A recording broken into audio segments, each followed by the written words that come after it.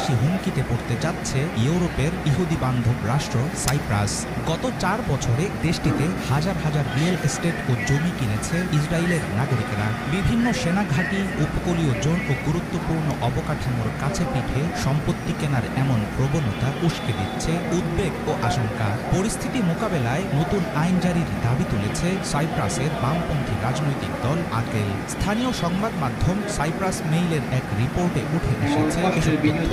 ফিলিস্তিনের পশ্চিম তীর ও পূর্ব জেরুজালেমের মতো ইউরোপের মাটিতেও কি দখলদার ইসরায়েলিরা গড়ে তুলছে নিজেদের দেশ? তাদের কেনা জমিকে শুধু বাড়ি তৈরির জন্য, নাকি পরবর্তী ধাপে সেখানে তারা বানাবে আরেক ফিলিস্তিন?